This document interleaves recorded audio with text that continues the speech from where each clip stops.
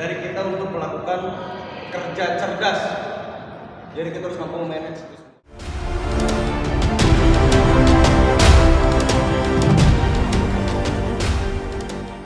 Hari ini kita punya pertanyaan dari salah satu sobat kita. Jadi untuk bermain bulu tangkis itu dalam kita mukul untuk bisa kencang. Ketika kita menggunakan 70% teknik, 30% power, apakah itu bisa membuat pukulan kita jadi kencang? Nah, itu kan udah sering beberapa kali udah diajari dalam penggunaan teknik sama power. Jadi begini, dalam bermain single, power itu dibutuhkan hanya dengan posisi-posisi tertentu dan dengan niat tertentu. Contoh seperti kita memberikan, seperti kita smash, seperti kita menekan musuh, itu harus dengan power yang sedikit lebih besar. Tapi ada sahabat kita ini memberikan angka nih, 70% teknik, 30% power. Apakah itu bisa membuat kita jadi kencang dalam pukulan atau enggak? Nah, gue jawabnya itu lebih bagusnya jawabannya itu adalah pukulan kita lebih tepat dalam meniti sasaran. Jadi untuk kencang atau enggak, untuk dalam main single itu tahap dasarnya itu harus meniti sasaran dengan menggunakan teknik dan akurasi. Untuk dasar, anak itu harus menggunakan teknik dan akurasi. Kalau dengan teknik dan power, akurasinya nggak akan dapat. Jadi harus ditambah pelan-pelan dengan teknik akurasi dari 10% tenaga, 20% tenaga, 30% tenaga. Dan itu membuat lama-lama akurasi jadi lebih pas jika dikolaborasi dengan power yang makin besar. Nah, kalau untuk penggunaan power yang begitu besar, itu biasanya dalam kondisi kita menekan musuh. Menekan musuh gimana caranya musuh itu memberikan bola lanjutan sesuai yang kita mau. Contoh, kita mau menekan musuh itu dari depan, tapi kita mulai dari belakang. Kita kan pasti menekan musuh dengan power. Kalau serang dengan power atau dengan smash yang berharap musuh ngasih ke, maka kita bisa memulai bola dengan itu. Nah, jika kita pertanyaannya itu bang, kalau pakai teknik 70% apakah mempengaruhi tenaga? Apakah mempengaruhi jalur bola kalau kita menggunakan tenaga yang kecil? Begini, teknik yang bagus, teknik yang tepat, feeling yang tepat, missing yang tepat, itu memang mempengaruhi laju bola. Tapi jika ditambah dengan power, itu namanya kita menekan kecepatan bola dengan kecepatan tertentu agar menghasilkan bola tertentu seperti yang tadi gue contohin. Gue pengen mulai bola dari depan, entah dari kita yang bagus, entah dari dorong kita ke badan ataupun dorong ke titik yang kita mau mulai dari bola, kita mulai start bola. Nah itu bisa dengan power yang bertambah. Ngerti? Tapi jika memang posisinya kita ini memangnya dalam keadaan ditekan ataupun dalam keadaan yang kita belum bisa buat mulai pola, ya kita menggunakan 30%, 20%, 70%, 20% tenaga, 70% teknik, itu udah cukup. Karena yang dibutuhin pemain single itu rapi dulu bolanya. Karena penggunaan tenaga itu khususnya untuk bola-bola tertentu, situasi tertentu, kondisi tertentu. Kan nggak mungkin bola nggak enak angle-nya ketika kita mukul nih, kita kasih tenaga kenceng, bola itu tetap kenceng tapi tidak terarah. Kan sedangkan dalam bulu tangkis itu yang dibutuhin adalah tepat, terarah, dan apa? Dan rapi. Kalau untuk mematikan, semua metode teknik bulu tangkis itu 70% semua menyusahkan. Nggak ada yang namanya mematikan. Mematikan itu ada poin tertentu ketika net kita pas untuk melintir sekali dan kita kena bibir net. Nah itu mungkin bisa ditambah dengan 90% menyusahkan. Jadi 10% itu orang bisa menyelamatkan bolanya, bisa juga 10% nggak bisa menyelamatkan. Ketika lu punya pukulan yang tajam, lu spesial kencang, ketika ketemu musuh yang defense kuat, apa bisa langsung mati? Ya ada hanya menyusahkan aja. Nah hari ini kita mau ngebahas tentang seberapa penting kita penggunaan teknik dan power. Oke? Yuk kita langsung mulai penggunaannya. Jadi kita akan membahas peruntukan atau titik-titik yang seharusnya tenaga itu dikeluarkan dan juga titik-titik yang tenaga itu seharusnya kita save tenaga kita. Karena menurut aku itu bukan tentang bicara mengeluarkan tenaga aja, kita mengeluarkan tenaga aja, tapi ada cara mengeluarkan tenaganya. Terus yang kedua, sebagai main single, kalau kita nggak punya manage tenaga kita, maka fisik kita yang akan jadi korbannya, fisik kita akan jadi boros. Nah, di mana kita itu harus bisa memanage tenaga kita di titik-titik tertentu, mengeluarkan tenaga atau save tenaga, mengeluarkan tenaga atau save tenaga. Jadi kita harus memanage fisik kita sebaik-baik mungkin, memanage stamina kita sebaik-baik mungkin. Nah, itu adalah salah satu kunci dari kita untuk melakukan kerja cerdas. Jadi kita harus mampu memanage itu semua. Oke, ini salah satu peruntukan teknik lebih besar daripada hour. Ayo kita lop-lopan dulu.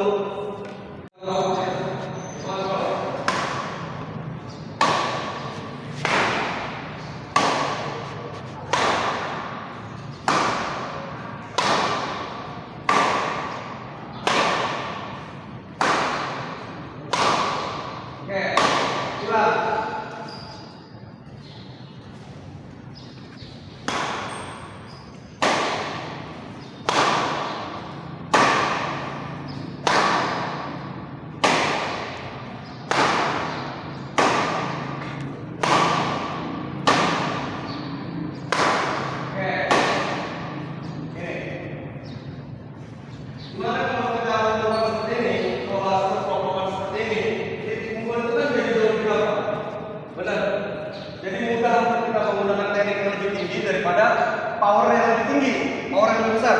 Kenapa? Satu pukulan dapat itu tidak terlalu menekan. Jadi ketika kita menggunakan angle pukulan kita sendiri, bola itu sudah nurut, dia langsung nurut. Tapi ketika dapat memberikan lob serang kencang, ayo coba kamu bikin lob serang kencang. Nah, tekanan bolanya itu kan beda. Sedangkan bola ini punya massa dan beban. Semakin didorong bolanya itu dengan tenaga, maka pop ini memiliki beban yang pertama daripada beban aslinya. Maka di situ kita harus membalas dengan tenaga yang lebih besar. Contohnya, Bang Koko meraih berawal dari tenaga 20% atau 30%, pukulannya itu akan berubah. Oke, lama-lamanya biasa aja dulu ya. Pukul 30%. Oke. Karena itu apa? Dapat juga kamu serang. Jadi kalau mau lagi, bolehnya kan mantulnya agak beda. Gitu. Nah, jadi ketika dia kasih power ke kita, ketika kita coba ngasih jarak yang lebih jauh, kita kasih sana atau ke sana itu kan jarak. Kecuali kita drop. Ya. Ini bicaranya jarak dulu. Kalau itu masih jarak dari sana, kalau sama dia, kalau sama dia, ketika dia ngeluarin power ke kita dulu, karena kita harus membalas dengan power, tapi tetap di manage, diatur. Karena kalau terlalu over akan jadi out, terlalu pelan akan jadi nanggung. Nah, itu pentingnya kita memiliki feeling dan discipline yang tinggi. Oke, dapat langsung serang. Jadi terakhir 40 sampai 50%.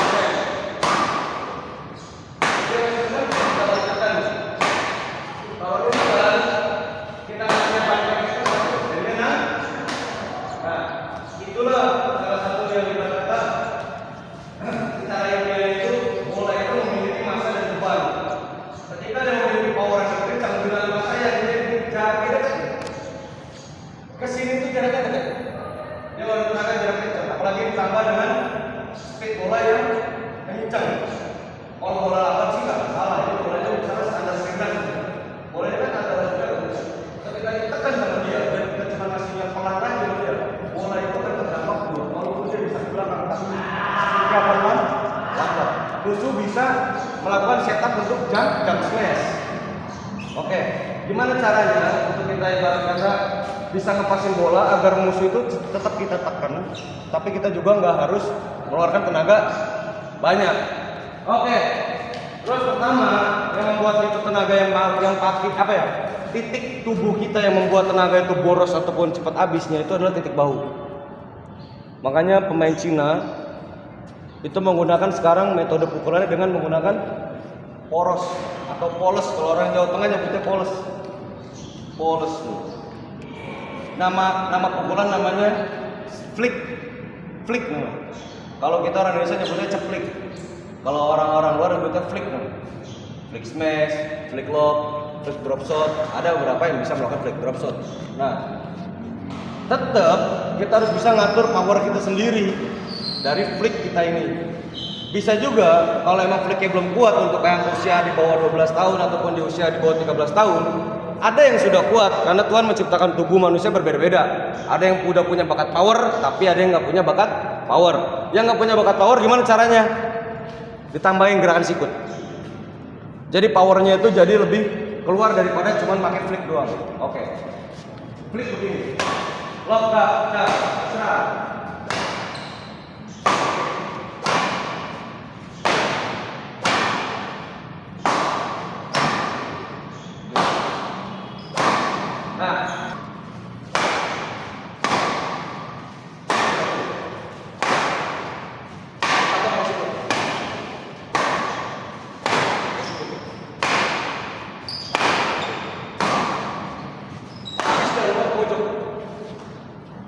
Mengeluarkan sikut. Nah, karena Bang Koko bisa mengeluarkan tenaga itu dari bawah sikut dan flip, Bang Koko bisa ngajarin kalian itu jenis pukulan mau flip, mau sikut ataupun bau kaki atau pakai bau. Itu udah ketinggalan zaman. Tapi kalau sekarang masih banyak yang menggunakan metode main double, menggunakan bahu. Tapi dengan ada resiko. Resikonya itu adalah gampang untuk cedera. Makanya kita memiliki tiga sendi di tangan. Kita harus menggunakan ini dengan cara yang paling bagus dan paling aman untuk kita nggak terlalu banyak cederanya. So paling bagus itu adalah menggunakan antara flick, sikut, bahu aja sedikit aja. Tapi itu semua jenis dari karakter kalian. Ada yang nyaman dari flick, ada yang nyaman dari sikut. Tapi ya so nggak ada rekomendasi memukul dengan bahu. Semuanya antara dua titik ini. Bahu itu hanya mengikuti aja. Jadi gimana caranya kita mengeluarkan tenaga kita di titik yang pas dengan power yang pas, tetap memanage stamina dan fisik kita, tapi juga nggak membahayakan sisi kita. Oke. Terus yang kedua nih, gimana sih cara kita mengeluarkan titik power kita?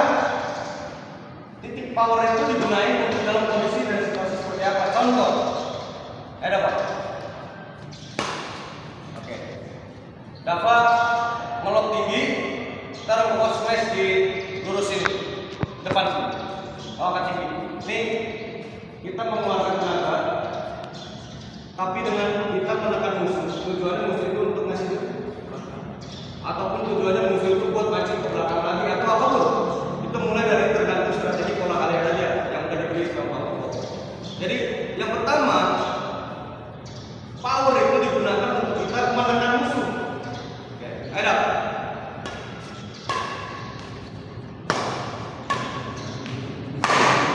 Satu buat smash, kedua bisa buat top serang, ketiga bisa buat tekan di titik kelemahan musuh. Oke. Nah tapi power itu juga nggak bisa digunakan secara menyeluruh, nggak bisa. Contoh, kamu agak mundur terus. Ayo dapat. Contoh, dapat kamu dorong datar, kamu dari sini, kamu dorong silang. Nah, ketika kamu ambil di bawah sini, dengan tenaga yang outputnya kamu keluar besar, bola itu bisa nanggung. Walaupun kamu melakukan kencang, tapi ketika tekniknya nggak punya, bola itu akan jadi sia-sia. Kita punya harapan, punya imajinasi. Kita gimana caranya bola yang susah kita balikin ke belakang lagi ya, dan bola itu set lagi. Benar. Tapi kalau kita melakukan tekniknya bola itu jadi nanggung. Maka dalam titik seperti ini, situasi seperti ini,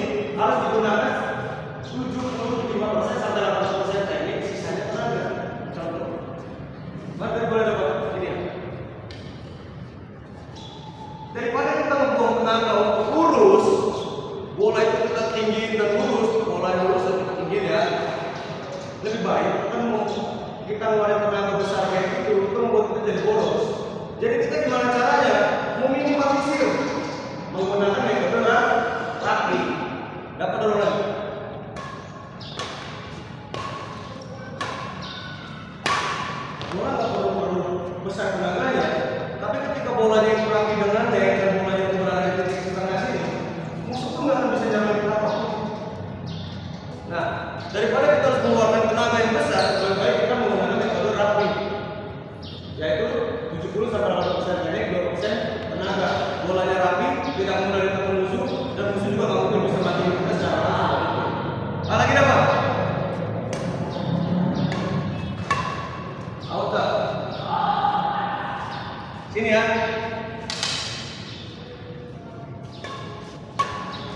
Tuh. Cukup ngasih data kayak gitu. Cukup ngasih data kayak gitu aja.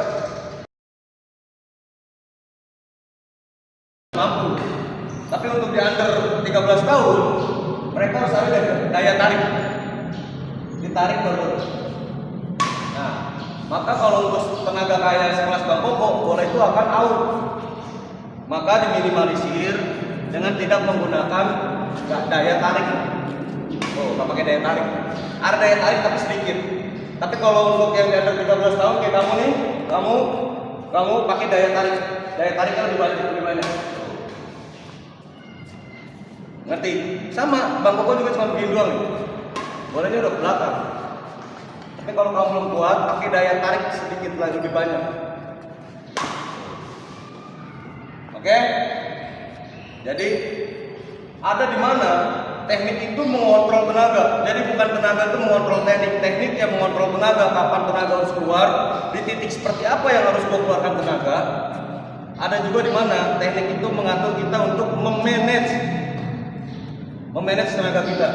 Jadi jangan mengeluarkan tenaga di tempat dan titik yang nggak harusnya dikeluarin tenaga.